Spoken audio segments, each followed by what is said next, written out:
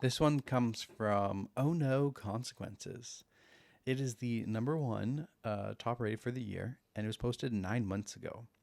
And it's titled, Having Lost a Mailbox, This Story Made Me Smile.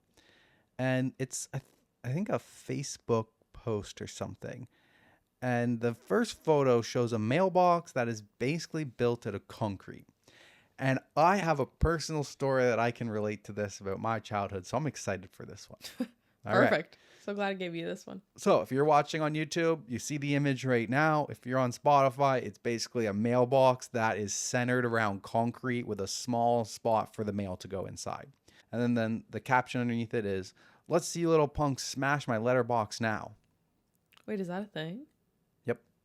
Have you ever, so when I was growing up, people thought it was a fun idea to take a baseball bat inside their car and they would go down the streets and they would smash mailboxes. Why? Have you never seen the movie? No, What's the movie? Oh, the classic one with Matthew McConaughey. probably haven't. That's why I like high school girls. I get older and they stay the same age. This is line. American Pie? No. Fuck. 2 seconds later. Dazed and Confused. No, I've never You've seen never seen Dazed and Confused? No! After Christmas, we're watching Dazed and Confused. Made in 1993. Classic movie. After Christmas, I like it. Yeah, I can't recommend any movies until Christmas is over. Christmas movies only! Yeah. Until Christmas. I know this is coming out December 31st, so sorry about that. But it's still Christmas for us. Do So- people still do this? People, when I was growing up, people was doing this to our mailboxes. I think it turned out to be like someone was bullying Kat or something in school somehow, or not like bullying her, or like friends. I forget what the exact story was, but I think it was had to do with Kat. Okay. Somebody that knew Kat, and they were kept smashing our mailbox with like a baseball bat. And eventually, my dad made a mailbox out of a propane cylinder that would you use for the barbecue.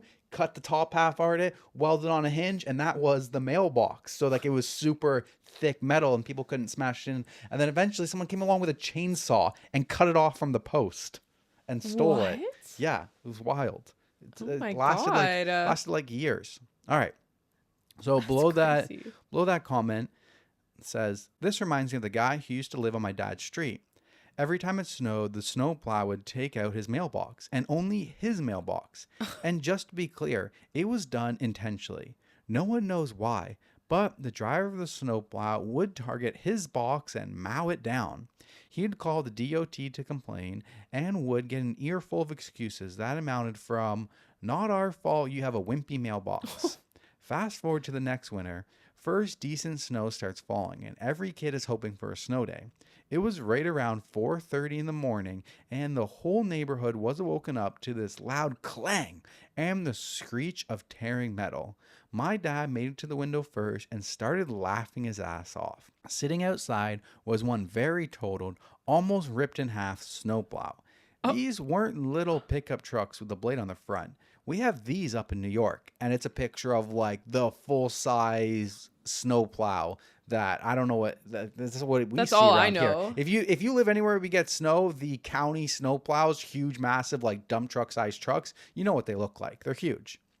Well, turns out over the summer, my dad's neighbor got himself a backhoe and sank a steel I-beam into the ground in his front yard, then covered it with decorative wood sleeve and topped it with a brand new mailbox. When the snowplow driver tried to mow it down, it was a bad case of an immovable object meets an unstoppable force. Oh my God. And the mailbox won. No way. With the snowplow firmly impaled on the I-beam, it was clear that the driver had gone out of his way to hit it.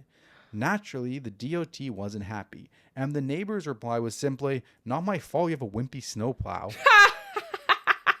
They did try to sue him for damages, but as he had gone to the town, gotten approval for the post and its installation, and made sure everything was up to code, it was thrown out pretty quick. And for everyone wondering about the driver, he was fine. His job and his tighty-whities, not so much. Oh my God. Okay, I want to know why he was out for this man's mailbox, though. Right? Something.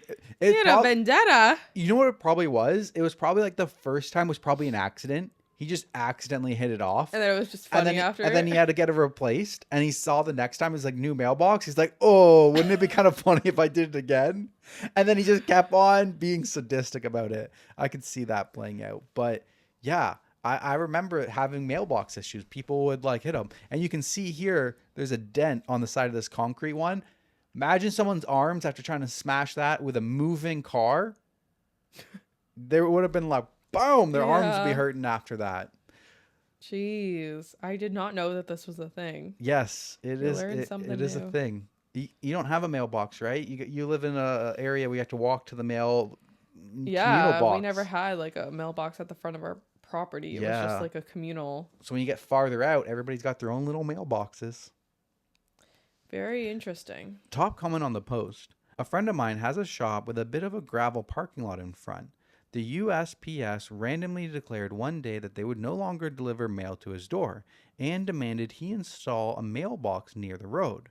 So he did that. For the next couple of years, he continually picked up that mailbox because people leaving the lot drove straight into it. Hell, a fucking mail truck took it out once.